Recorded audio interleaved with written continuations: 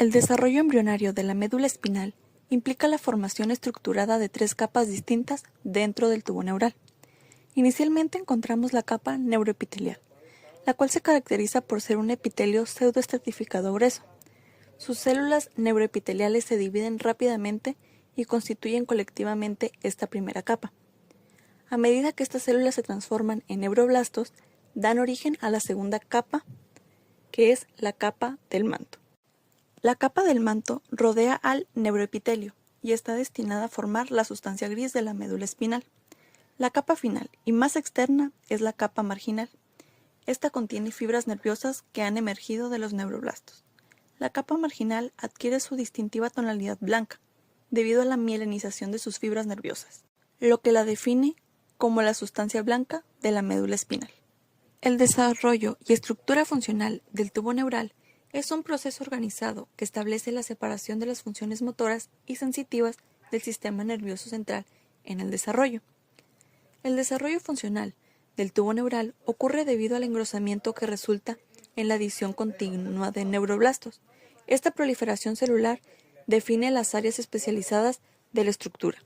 Las placas basales constituyen las áreas motoras del tubo neural, dado que son las que contienen las células del asa anterior. En contraste, las placas alares son las responsables de formar las áreas sensitivas.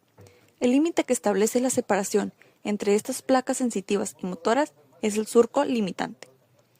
Además de estas divisiones primarias, la estructura incluye las placas del techo y del piso, las cuales se distinguen por carecer de neuroblastos. Su rol es funcionar como vías de cruce para las fibras nerviosas.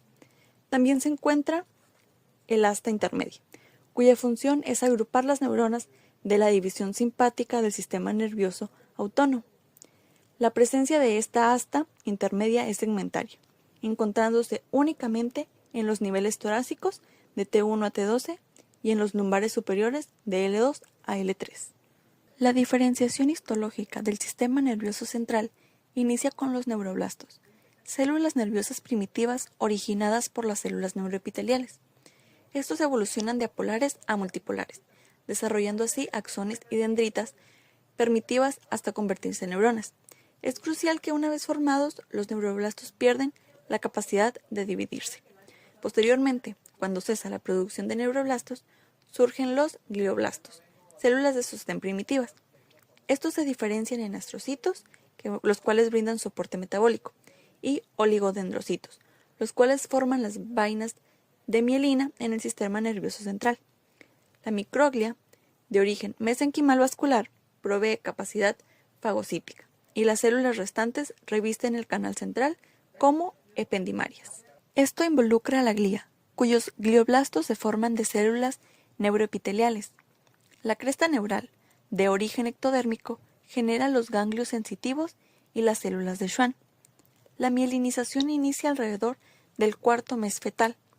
Esta puede ser central o periférica. Los nervios espinales contienen fibras tanto sensitivas como motoras. Ahora continuamos con los cambios de posición de la médula espinal. La médula espinal en el embrión temprano se extiende a lo largo de toda su longitud. Sin embargo, la columna vertebral y la dura madre se alargan más rápidamente que el tubo neural, causando que el extremo terminal de la médula se desplace gradualmente hacia niveles superiores. Al nacer, la médula se ubica a nivel de L3, terminando en el adulto entre L2 y 3. Dicho crecimiento desproporcionado fuerza a las raíces nerviosas espinales a adquirir una orientación oblicua, tanto desde su origen. Las raíces inferiores forman la cauda esquina. Clínicamente, la punción lumbar se realiza en la región inferior, entre L4 y L5, para evitar el extremo de la médula espinal. Ahora seguimos con la diferenciación de la médula espinal. Esta puede ser tanto sensitiva o motora, y esto depende de 2 gradientes de concentración superpuestos. El gradiente dorsal es de la familia TGF-beta, secretado por la placa del techo y más concretado dorsalmente. El gradiente ventral es de Sonic-Hedgehog, liberado por la notocorda y la placa del piso, y su concentración disminuye progresivamente hacia la región dorsal. La superposición de Sonic-Hedgehog y TGF-beta activa factores de transcripción específicos. Alta concentración de TGF-beta y bajo Sonic-Hedgehog activan PAX3 y PAX7, controlando las neuronas sensitivas. Las concentraciones altas de Sonic-Hedgehog en la región ventral extrema activan NKX2.2 y NKX6.1. Finalmente, las concentraciones intermedias inducen NKX6.1 y PAX6, esenciales para la diferenciación de las células del asta ventral motora. Tenemos 4 anomalías que se dan debido a un mal desarrollo de la médula espinal. Estas son espina bífida oculta, meningocele, mielomeningocele, mielosquisis o raquisquisis. El cerebro se divide en dos grandes regiones, el tallo cerebral y los centros superiores. El tallo cerebral está constituido por el mielencéfalo, el puente o metencéfalo y el mesencéfalo, los cuales representan la continuación directa de la médula espinal, conservando una organización estructural similar.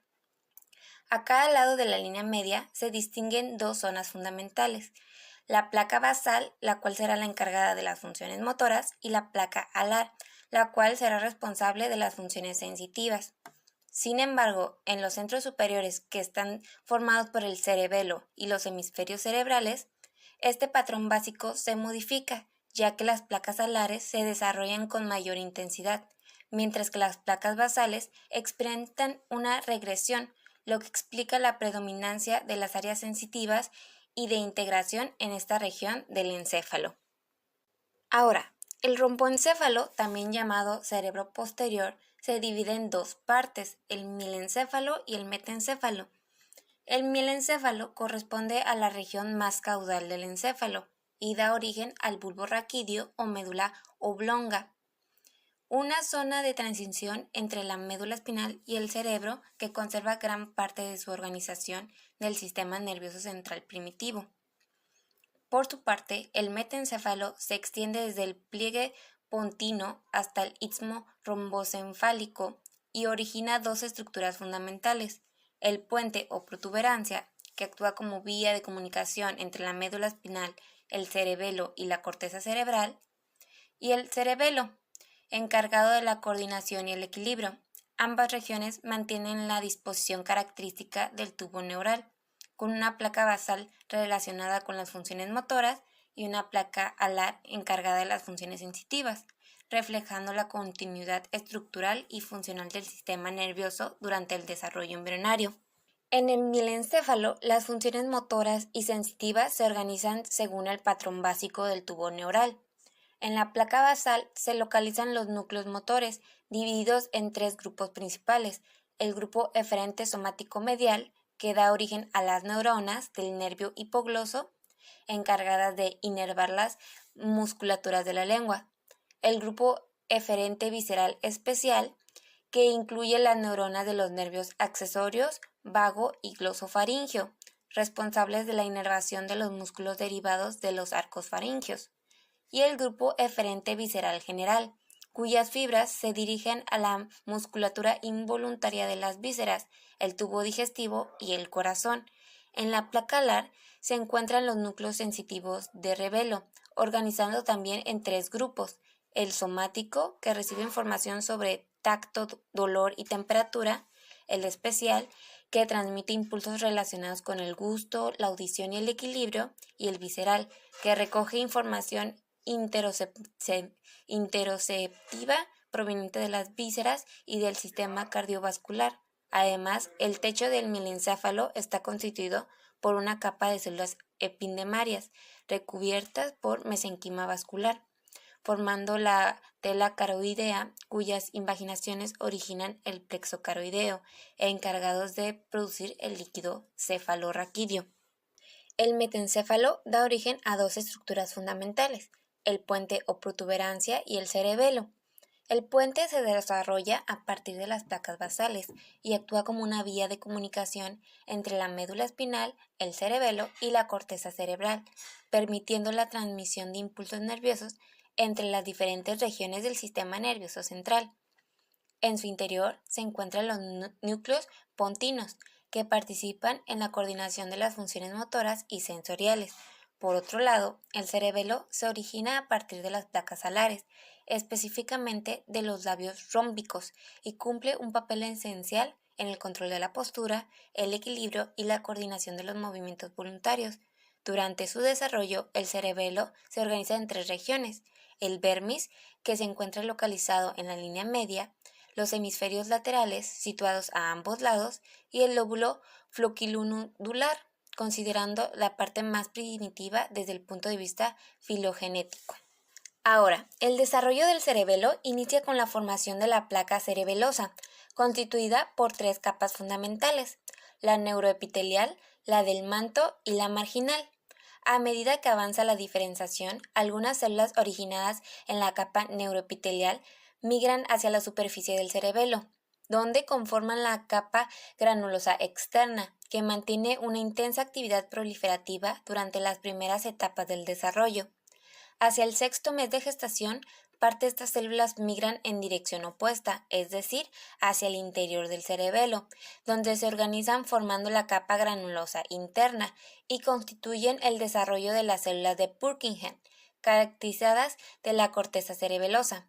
Finalmente, el momento del nacimiento, la corteza del cerebelo presenta sus capas bien definidas, compuestas por las células de Purkinje, las capas moleculares y granulosas, mientras que los núcleos cerebelosos profundos, como el núcleo dentado, ya se encuentran completamente formados y en su posición definitiva.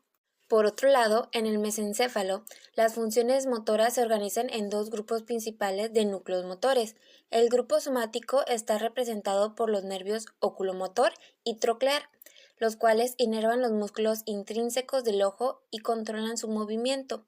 El segundo grupo corresponde al eferente visceral general, representado por el núcleo de Edner-Westphal, cuyas fibras parasimpáticas se dirigen al esfínter de la pupila, regulando su contracción. En cuanto a su estructura, el mesencéfalo desarrolla los pedúnculos cerebrales, grandes haces de fibras nerviosas que conectan la corteza cerebral con el puente y la médula espinal, facilitando la comunicación entre los centros superiores y las regiones inferiores del sistema nervioso. Además, en la parte dorsal del mesencéfalo se forman los colículos, que se dividen en anteriores o superiores y posteriores o inferiores. Los primeros actúan como centros de reflejo visuales, mientras que los segundos funcionan como estaciones de revelo para los reflejos auditivos, integrando las respuestas sensoriales rápidas y autónomas. El prosencéfalo o cerebro anterior se divide en dos regiones principales, el diencéfalo y el telencéfalo. El diencéfalo da origen a estructuras esenciales para la integración sensorial y la regulación endocrina. Entre ellas se encuentra la epífisis o glándula pineal, que participa en el control de los ritmos endocrinos y conductuales mediante la percepción de los ciclos de la luz y la oscuridad. El tálamo, que actúa como principal centro de revelo sensitivo, transmitiendo información hacia la corteza cerebral, y el hipotálamo, el cual es el encargado de regular funciones viscerales como el sueño, la temperatura corporal, la digestión y las emociones. También forma parte del diencéfalo la hipófisis o glándula pituitaria, que se origina a partir de dos estructuras distintas: la adenohipófisis, derivada de la bolsa de Rathke, y la neurohipófisis, que proviene del infundíbulo del diencéfalo. Por su parte, el telencéfalo constituye la porción más anterior del encéfalo. Forma los hemisferios cerebrales, cuyas cavidades internas corresponden a los ventrículos laterales, responsables de alojar parte del líquido cefalorraquídeo. El telencéfalo constituye la parte más desarrollada del encéfalo y da origen a diversas estructuras de gran complejidad funcional. Entre ellas destaca el cuerpo estriado, que está conformado por los núcleos caudado y lentiforme, que participan en el control del movimiento voluntario, de la conducta, las emociones y el aprendizaje motor. La corteza cerebral deriva del palio.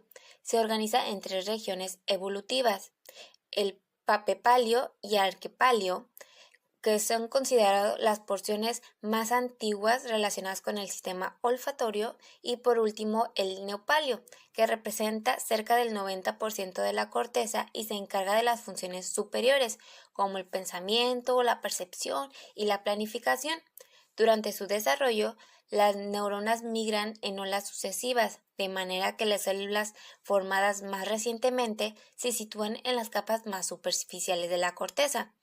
Asimismo, los bulbos olfatorios se originan a partir de interacciones entre el ectodermo nasal y las células de la cresta neural, constituyendo los centros iniciales de procesamiento del olfato. Los hemisferios cerebrales también se interconectan mediante comisuras, como la anterior, la del hipocampo y el cuerpo calloso, que aseguran la comunicación entre ambos lados del cerebro. Finalmente, en las últimas etapas del desarrollo fetal, el crecimiento acelerado de los hemisferios origina los lóbulos cerebrales y las circunvoluciones corticales, características distintivas del cerebro humano maduro. Las meninges son las tres membranas que recubren y protegen al encéfalo y la médula espinal. Se originan a partir de una combinación del mesodermo y las células de la cresta neural durante las primeras semanas del desarrollo embrionario. Estas se diferencian en la dura madre, la cual que es una envoltura externa, fibrosa y resistente que brinda protección estructural, y en la lepomeninges, la cual está conformada por las aracnoides y la pia madre, las cuales son más delgadas y delicadas. Entre la pia madre y la aracnoides se encuentra el espacio subaracnoideo, por donde circula el líquido cefalorraquídeo.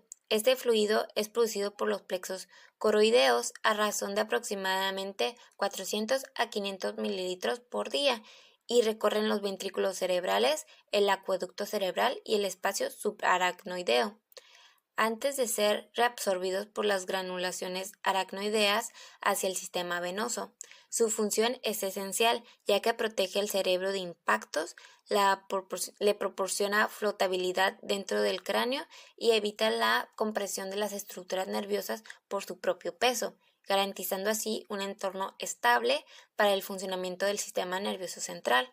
Aún así, llegan a existir defectos hipofisiarios, en los cuales en algunas ocasiones una porción pequeña de la bolsa de Rafte persiste en el techo de la faringe a manera de hipófisis faringea. Los craneofaringiomas derivan de los remanentes de las bolsas de Rafte. Pueden formarse dentro de la silla turca o a lo largo del tallo de la hipófisis, pero suelen ubicarse por arriba de la silla, y estos pueden inducir a la hidrocefalia y la disfunción hipofisiaria. La regulación molecular del desarrollo cerebral se desarrolla en una compleja red de señales genéticas que establece la organización del sistema nervioso central desde las etapas más tempranas del desarrollo embrionario.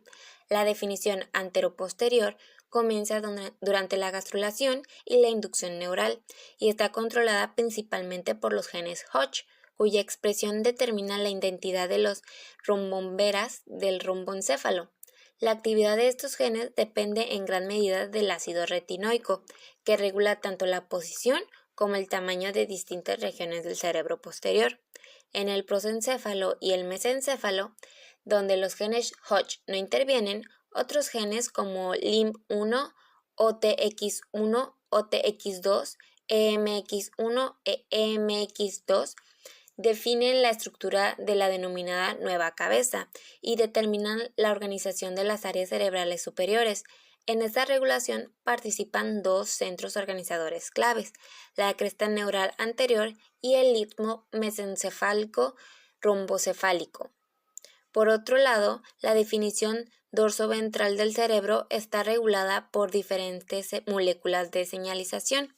La proteína Sandhead-Hut induce la expresión del gen NKX2.1, determinante para el desarrollo del hipotálamo, mientras que la proteína morfogénicas óseas BMP2, BMP4 y BMP7 activan los genes MSX1 y LHX2, responsables de la formación de la corteza cerebral. La interacción coordinada entre estas señales y la capacidad específica de cada región para responder a ellas, permite establecer los patrones genéticos que guían la diferenciación y la estabilización de las diversas regiones del cerebro embrionario. Durante la cuarta semana de desarrollo embrionario ya se encuentran formados los núcleos de los 12 nervios craneales, todos con excepción del olfatorio y el óptico, derivado del tallo cerebral, mientras que únicamente el oculomotor se origina fuera del romboencéfalo. En esta región, el neuroepitelio se organiza en 8 rombomberas, segmentos que dan origen a los núcleos motores de los nervios 4, 5, 6, 7, 9, 10, 11 y 12, cuya disposición está influenciada por las somitas mesodérmicas situadas debajo del neuroepitelio. Las neuronas motoras de estos nervios se localizan dentro del tallo cerebral, mientras que los ganglios sensitivos se desarrollan fuera del cerebro a partir de placodas ectodérmicas, como la nasal, la óptica y la epifaringeas, y de células de la cresta neural. Por su parte, los ganglios parasimpáticos también se originan en la cresta neural y se asocian a los nervios 3, 7, 9 y 10, encargados de la inervación visceral. En cuanto a las correlaciones clínicas, diversas alteraciones del desarrollo cerebral y craneal pueden derivar de fallas en estos procesos. La holopresencefalia implica una función parcial o total de los hemisferios cerebrales, frecuentemente relacionada con la mutación en el gen Sonic Head-Hutch o con defectos en la síntesis de colesterol, como ocurre en el síndrome de Smith-Lemli-Opitz. La esencefalia y su forma más severa, la anencefalia, resulta del cierre incompleto del tubo neural en su extremo cefálico, defectos que pueden prevenirse con la administración de ácido fólico antes y durante las primeras semanas del embarazo. Tenemos el sistema nervioso autónomo, el cual se divide en simpático y parasimpático. El sistema nervioso simpático es toracolumbar, ya que se origina en la médula espinal. Sus neuronas preganglionares salen por las raíces ventrales e ingresan a los troncos simpáticos, mediante los ramos comunicantes blancos. La sinapsis ocurre en ganglios paravertebrales o prevertebrales. Las fibras postganglionares se distribuyen a los órganos diana vía ramos comunicantes grises o nervios esplácnicos. En contraste, el sistema nervioso parasimpático es craneosacro. Sus neuronas preganglionares se ubican en el tallo cerebral y la región sacra de S2 a S4. Es relevante mencionar que las neuronas postganglionares de ambos sistemas derivan de las células de la cresta neural.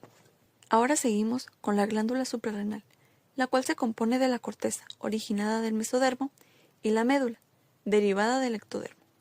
La corteza se forma en dos olas. La primera crea la corteza fetal y la segunda, la corteza definitiva, la cual es productora de esteroides esenciales para la gestación. La médula es invadida por células de la cresta neural, que se transforman en células cromafines, neuronas simpáticas postganglionares modificadas. Estas células sintetizan y liberan epinefrina y norepinefrina directamente al torrente sanguíneo cuando éstas son estimuladas. Entre las patologías asociadas se encuentran los feocromocitomas, tumores de células cromafines que causan hipertensión por exceso de catecolaminas, y el megacolon congénito, resultado de la migración incompleta de la cresta neural. Como conclusión, podemos decir que el estudio del sistema nervioso central en embriología no solo permite comprender la formación y organización del cerebro y la médula espinal, sino que también ofrece bases esenciales para la prevención, el diagnóstico y el tratamiento de las enfermedades congénitas que afectan el desarrollo neurológico. A través del análisis del proceso embrionario es posible entender cómo pequeñas alteraciones durante la etapa inicial del desarrollo pueden tener consecuencias funcionales profundas en la vida postnatal. Además, la embriología del sistema nervioso central contribuye a explicar la relación entre la estructura y la función del tejido nervioso, así como la importancia de los factores genéticos, nutricionales y ambientales en su correcto desarrollo. Esta comprensión es crucial para identificar riesgos, aplicar medidas preventivas como la suplementación con ácido fólico y diseñar estrategias terapéuticas tempranas que reduzcan la incidencia de malformaciones.